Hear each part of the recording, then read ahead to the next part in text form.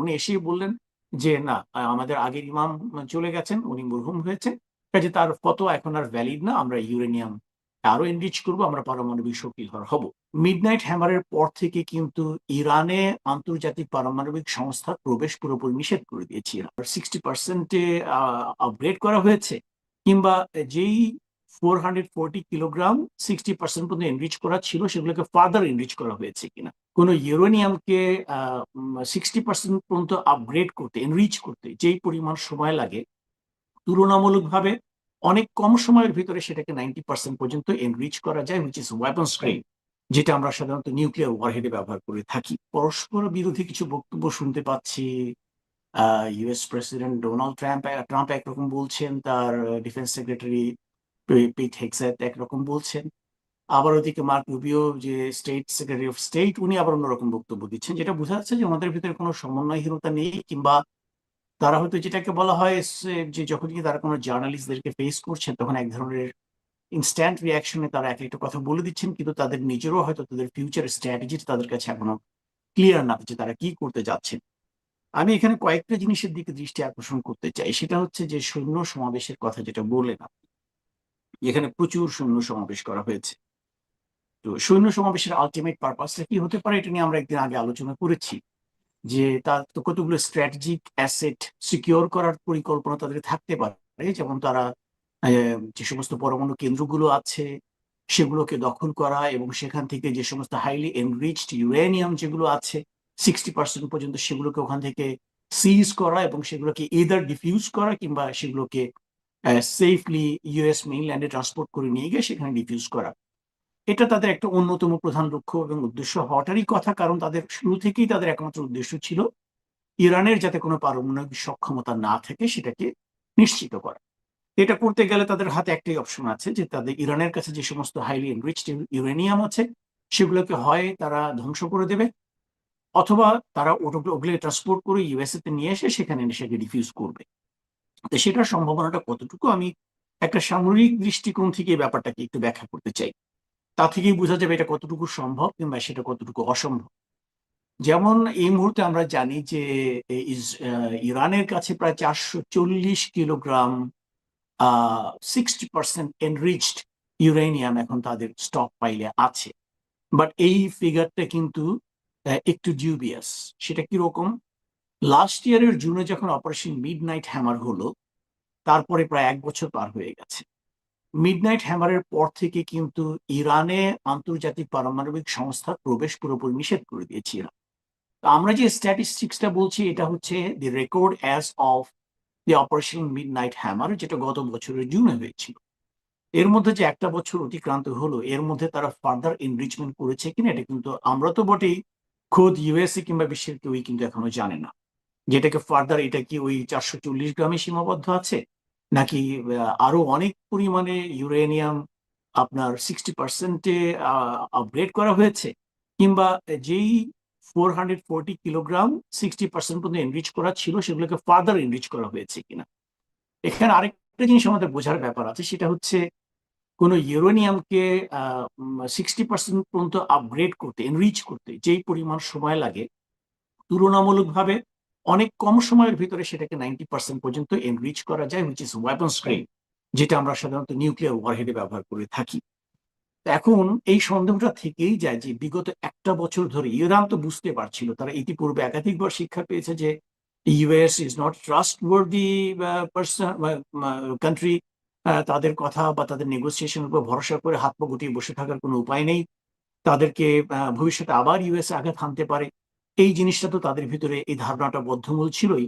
তার উপর ভিত্তি করে তারা যদি বিগত 1 বছরে তাদের ইউরেনিয়াম এনরিচমেন্ট প্রোগ্রামটাকে আরো অনেক বেশি এগিয়ে নিয়ে থাকে, তাতে অবাক হওয়ার কিছুই নেই।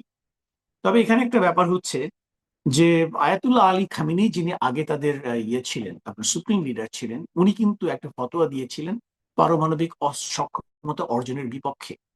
তার ফতোয়া অনুযায়ী ইরান পারমাণবিক শক্তিধর একটা দেশ হতে চায় না, কারণ এটা তার দর্শনের পরিপন্থী।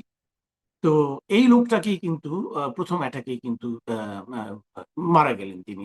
এখন তার জায়গায় আসলো কে, মুস্তফা খামিনি আসলো, যিনি অনেক বেশি হার্ডলাইনার। উনি এসেই বললেন যে না, আমাদের আগের ইমাম চলে গেছেন, উনি মরহুম হয়েছে, কাজে তার কত এখন আর ভ্যালিড না, আমরা ইউরেনিয়াম আরো এনরিচ করবো, আমরা পারমাণবিক শক্তিধর হব। এখন আমরা আসি ওই জায়গাটাতে, যদি তারা যে ল্যান্ড অপারেশন চালিয়ে এই যে হাইলি এনরিচড ইউরেনিয়ামটাকে তারা যদি ডিফিউজ করতে চায়, তাহলে চ্যালেঞ্জ গুলো কি? আমরা দেখেছি ট্রাম্প নিজেই বলেছে যে অপারেশন মিডনাইট হ্যামারে তারা যেই পরিমাণ স্ট্র্যাটেজিক বোম্বিং করেছে, এতে করে ফোর্দো, তারপর নাতানজ এবং ইস্পাহানে যে নিউক্লিয়ার ফ্যাসিলিটি গুলো ছিল, যেগুলো আন্ডারগ্রাউন্ড ছিল রকি মাউন্টেনের নিচে, সেগুলো সবগুলোর প্রবেশমুখ যেগুলো ছিল অ্যাক্সেস, এগুলোকে তারা পুরোপুরি ধূলিসাৎ করে দিয়েছে। তার মানে এটা তার প্রথম একটা মিডনাইট হ্যামারে। এরপরে যে লেটেস্ট যে সিরিজ অফ অ্যাটাক তারা করলো এই সমস্ত নিউক্লিয়ার ফ্যাসিলিটির উপরে, এরপর এসে আমরা দেখলাম ট্রাম্প কি ঘোষণা দিলেন। উনি বললেন যে those nuclear uranium has been buried so deeply inside, মানে আন্ডারগ্রাউন্ড, যে এটা ইরানের পক্ষে ওখানে অ্যাক্সেস করাটা অ্যাবসলিউটলি ইম্পসিবল। মানে তাদের যে হাইলি এনরিচড ইউরেনিয়াম ছিল সেটাকে আমরা বোম্বিং করে রাবলের আন্ডারে এমনভাবে ধ্বংস করে দিয়েছি, এত গভীরে পাঠিয়ে দিয়েছি যে ওখানে এখন ইরানের পক্ষে ওখানে অ্যাক্সেস করা মোটেই সম্ভব না। দ্যাট মিনস উনি কিন্তু একটা প্রিটেক্স দাঁড় করালেন যে আমরা যে পারপাস নিয়ে ওখানে গিয়েছিলাম, that purpose has already been achieved. এটা প্রথম কথা।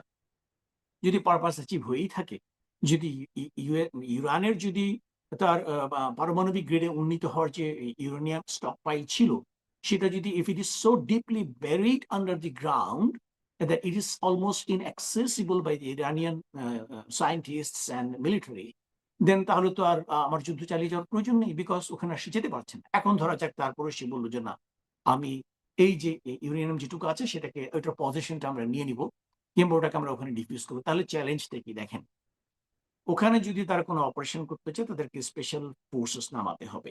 82 এয়ারবোর্ন ডিভিশনের মাধ্যমে তারা কি করবে, প্রথমে যে নিউক্লিয়ার ফ্যাসিলিটি যেখানে ইউরেনিয়ামটা আছে তার কাছাকাছি কোথাও তাদেরকে একটা এয়ারহেড স্ট্যাবলিশ করতে হবে।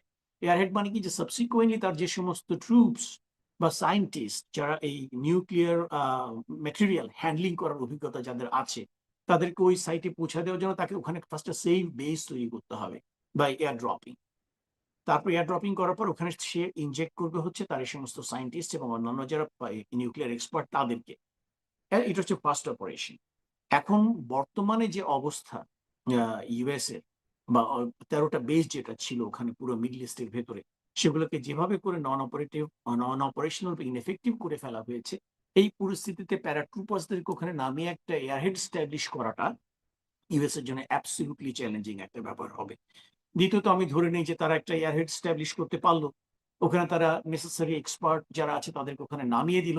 এরপরে তাহলে কি হুম, হবে, ওই যেই ইউরেনিয়ামটাকে ডিপ ইনসাইড দি আর্থ বাড়ি করে রেখে আসছে ট্রাম্প, ওইটার কাছে তো তাদেরকে অ্যাক্সেস করতে হবে। দ্যাট মিনস তাদেরকে ডেলিবারেট একটা, ওই যে যেটাকে বলা হয় ডেব্রি যেটা আছে, ওগুলোকে সব রিমুভ করা তাদের একটা হিউজ একটা অপারেশন। এগুলোকে রিমুভ করে তাদেরকে ওই পর্যন্ত পৌঁছাতে হবে। এবং এই যে ইউরেনিয়ামটা, এটা কিন্তু গ্যাসিয়াস ফর্মে কতগুলো মেটাল কন্টেইনারের ভিতরে রাখা আছে। তো এই জিনিসগুলোর কাছে পৌঁছানো একটা চ্যালেঞ্জ, এবং তাদের প্রত্যেকটা পসিবল অ্যাক্সেসে বুবি ট্র্যাপ থাকবে, নানা রকমের ইয়ে থাকবে। আপনি জানেন যে কোনো একটা সিকিউর প্লেসকে আমরা এখন ফিঙ্গারপ্রিন্ট প্রোটেকশন দিয়ে রাখি, কিংবা আইরিসের মাধ্যমে প্রোটেক্ট করে রাখি, যে আপনি চাইলেই ওখানে অ্যাক্সেস করতে জি, পারবেন তা না। Those will be automatically, sometimes এরকম হয় যদি কোনো আনআইডেন্টিফাইড সাবজেক্ট যদি ওটাকে অ্যাপ্রোচ করার চেষ্টা করে, তাহলে এটা সেলফ ডেটোনেশন হয়ে যায়। এভাবে করে এগুলো জিনিসগুলো প্রিজার্ভ করা থাকে। তো এই হুম, চ্যালেঞ্জগুলোকে মানে অতিক্রম করে এই ইউরেনিয়ামটাকে উদ্ধার করার যে ধারণাটা, এটা ইভেন আমেরিকান বিভিন্ন রিটায়ার্ড যারা জেনারেল আছেন বা মিলিটারি থিঙ্কার আছেন, তারা বলছেন it is a task impossible, এটা সম্ভব। এটা গেল প্রথম জিনিস। কাজেই নিউক্লিয়ার ম্যাটেরিয়ালকে সিকিউর করার জন্য ল্যান্ড অপারেশন চালাবে, এটা সম্ভাবনা আমি একেবারেই দেখতে পাচ্ছি না। দ্বিতীয়ত হুম, আরেকটা জিনিস লক্ষ্য করুন, আমি মনে করি যে ইউএস এর যে অরিজিনাল ওয়ার অবজেক্টিভ ছিল সেখান থেকে তারা সরে আসছে। তাদের অরিজিনাল ওয়ার অবজেক্টিভ ছিল আহ, ইরানের পারমাণবিক সক্ষমতাকে ধূলিসাৎ করে দেয়া, কিন্তু এখন তাদের একমাত্র ওয়ার অবজেক্টিভ হচ্ছে কিভাবে স্ট্রেট অফ হরমুজকে ওপেন করা যায়, ওপেন করা যায়। বিকজ ট্রাম্প নিজেই বলছে যে it doesn't matter anymore, those uranium is absolutely ইনঅ্যাক্সেসিবল। তো তার এখন কনসার্নটা কি, সে এখন কিভাবে স্ট্রেট অফ হরমুজটাকে ওপেন করবে। স্ট্রেট অফ হরমুজটাকে ওপেন করতে গেলে যে ধরনের অ্যাম্ফিবিয়াস অপারেশন তার পরিচালনা করা দরকার, ওখানে যে ধরনের ডিফেন্স নিয়ে বসে আছে ইরানিয়ান এটাও তো এখন তার যে লেটেস্ট স্টেটমেন্ট আপনি শুনেছেন মনে হয়, সে তো এটাও রাইট বলেছে রাইট যে স্টেট অফ হরমুজকে আমি এভাবেই বন্ধ রেখে চলে রাইট আসবো, তবে ধ্বংস করে দিয়ে চলবো আর সবকিছুকে। সে ধ্বংসটাও রাইট কতটুকু করতে পারবে? সবগুলো স্থাপনা, গুরুত্বপূর্ণ স্থাপনা, খার্গ আইল্যান্ড থেকে শুরু করে সবগুলোকে ধ্বংস করে চলে আসবে। সেটি কতটা আসলে ভায়াবল হবে আহ, দুনিয়ার জন্য? এই জায়গাটা খুব গুরুত্বপূর্ণ। উনি যে কথাটা বললেন আজকে যে আহ, কোনো ডিল হোক বা না হোক, ইরানের সঙ্গে কোনো চুক্তি হোক বা না হোক, US is going to call of the operations within next 2 to 3 weeks, মানে 2 থেকে 3 সপ্তাহের মধ্যে কোনো চুক্তি হোক বা না হোক তারা এই যুদ্ধ থেকে সরে আসবে। They will draw the conclusion. এটা আমরা জানতে পারলাম। এবং আরেকটা জায়গাতে আমরা আমরা দেখতে পেলাম উনি একটা স্টেটমেন্ট দিয়েছেন যে আমরা সবচেয়ে কঠিন কাজটা করে ফেলেছি, ইরানের ওয়ার ফাইটিং ক্যাপাবিলিটিকে আমরা ডিস্ট্রয় করে দিয়েছি। এখন যাদের যাদের তেল প্রয়োজন তারা গিয়ে স্ট্রেট অফ হরমুজ ওপেন করার ব্যবস্থা করুক। আর যদি তা না পারে তাহলে তাদের জন্য সেকেন্ড পরামর্শ দিয়েছে, তোমাদের যদি তেলের প্রয়োজন হয় আমেরিকা থেকে তোমরা কিনে নিয়ে যাও, we have enough of it, which is নিজেদের তেল অ্যাবসলিউটলি নিজেরা রাইট। ছাড়িয়ে আনো, এটি বলেছে। কিন্তু আমার এখানে আরেকটি প্রশ্ন আছে, মার্কো রুবিও কিন্তু খুব স্পষ্টভাবে বলেছেন যে তারা কি কি অর্জন করেছেন। তারা বলেছেন, আমরা তাদেরকে তাদের দেশের মিডিয়ারাই প্রশ্ন করছে, আপনারা অনেকেই প্রশ্ন করছেন যে আমরা কি অর্জন করলাম, এখানে কি হলো না হলো, এইসব কথা বলতে গিয়ে সে যেটি বলেছে, যে যেটি আপনি বললেন যে নৌবাহিনীকে তারা ধ্বংস করেছে, স্থল বাহিনীকে তারা ধ্বংস করেছে, আকাশ পথকে তারা ধ্বংস করেছে, এখন ইরানের আকাশে তারা যখন তখন ঘুরতে পারে, তাদের প্লেনের কোনো কিছু হয় না। আহ, এরপরে এই বিষয়, এই দাবিগুলি কি কি আপনি অ্যাচিভমেন্ট হিসেবে ধরে নেন কিনা, যে তাদের যে টার্গেট এবং যা ধ্বংস, এটিকে তারা আহ বুঝাতে চায় যে এগুলি আমার অ্যাচিভমেন্ট আমাদের? না, আমি আবারও দেখেন আগের একটা জায়গাতে তাদের এইটা যদি স্টেটমেন্ট বা যে ক্লেমটা যে পুরোপুরি মিথ্যা বা লাই, তার আমি খালি দুটো এক্সাম্পল আপনাকে দিব। ওই যে আপনি একটু আগে হয়তো এটা কথা প্রসঙ্গে আসবে যে whether there is any possibility যে এই যুদ্ধটাকে শেষ করার জন্য ইউএস নিউক ব্যবহার করতে পারে কিনা, নিউক্লিয়ার ওয়েপন ব্যবহার করতে পারে কিনা। এটা নিয়ে আমরা পরে ডিটেলস ডিসকাস করবো, কিন্তু এখানে জাস্ট দুটো জিনিস বলছি। যেমন আপনার যে সমস্ত ইউএস স্ট্র্যাটেজিক ফোর্স বা স্ট্যাট ফোর্স যেটাকে বলা হয়, তার যে বোমারু বিমান যেগুলো আছে, বম্বার, এই বম্বার গুলো কিন্তু ইউএস মেইনল্যান্ড কোনাস থেকে যদি ফ্লাই করে ইরানে এসে কোনো বোমা ড্রপ করতে চায়, তাকে যে লং ফ্লাইট টাইম, তার মধ্যে তাকে কিন্তু এয়ার টু এয়ার রিফিউলিং এর প্রয়োজন হয়। তা না হলে সে ইউএস মেইনল্যান্ড থেকে ইরানে এসে বোমা ড্রপ করে আবার ইউএসএ ফিরে যাওয়ার জন্য যে তার এন্ডিউরেন্স টাইম, মানে তাকে যে ফ্লাইট, এটা তাকে অ্যালাউ করে না। এর জন্য তাকে মিড কোর্সে কোনোখানে তাকে এয়ার টু এয়ার রিফিউলিং করতে হয়। এবং আমরা প্রিসাইসলি জানি যে অলরেডি ওদের বেশ কয়েকটা এয়ার ট্যাঙ্কার, মানে যে সমস্ত এয়ারক্রাফটের মাধ্যমে এয়ার টু এয়ার রিফিউলিং করা হয়, অলরেডি কয়েকটা এয়ার ট্যাঙ্কারও কিন্তু ইরান মিসাইল মেরে ধ্বংস করে দিয়েছে। তার মানে আপনার মিডল ইস্টে যে এয়ার ট্যাঙ্কার গুলো ছিল, যেগুলোর মাধ্যমে লং রেঞ্জ বোম্বার গুলোকে এয়ার টু এয়ার রিফিউলিং করা সম্ভব ছিল, ওই ক্যাপাবিলিটিটা কিন্তু ইরান ধ্বংস করে দিয়েছে।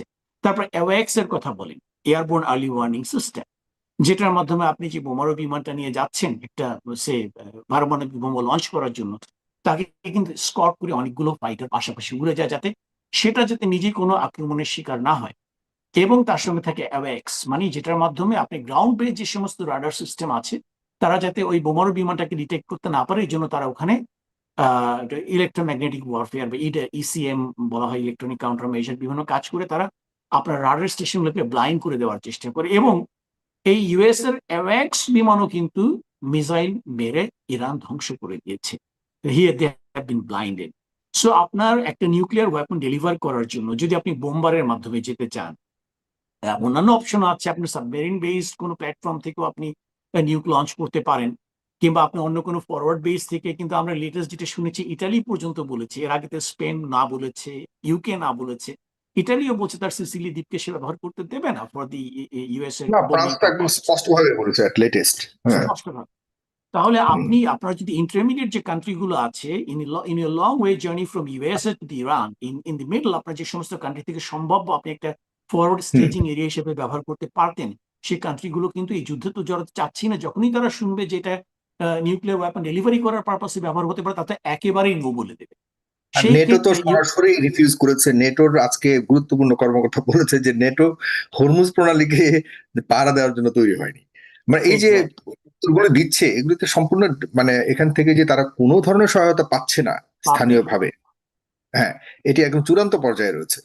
জি। রাইট। এখন আমি যেটা হচ্ছে যে আপনি লাস্ট একটা কথা বলে শেষ করি, যেটা বলছিলাম যে আপনার ইন জেনারেল ইইউ এবং অন্যান্য যে সমস্ত মিত্র দেশ ছিল আপনার হুম, ইয়েতে, ইউএসএ, তারা প্রত্যেকেই কিন্তু gradually one after another back off করছে। কেন তারা ব্যাক অফ করছে? Because they understand it very well যে ইউএস এর যে আনজাস্ট ওয়ার, এটার পিছনে পুরো বিশ্বের কোনো নৈতিক সমর্থন নাই।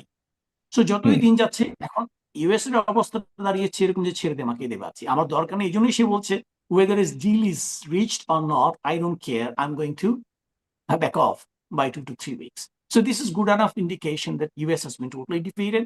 এবং যে সমস্ত রেটরিক এখন আমরা শুনতে পাচ্ছি regarding possibility of nuclear attack, regarding sending the Iran to stone ages, এখন আপনি যদি ইরানকে স্টোন এজে ফেরত পাঠান, ইরান তো প্রত্যেকটা অ্যাটাকের ক্ষেত্রে রিটালিয়েট করে, তো পুরো মিডল ইস্টকে যদি আপনি স্টোন এজে পাঠিয়ে দেন, তাহলে তো পুরো বিশ্বে একটা গ্রেট ডিপ্রেশন দেখা দেবে, just like 1930s, which led to the Second World War.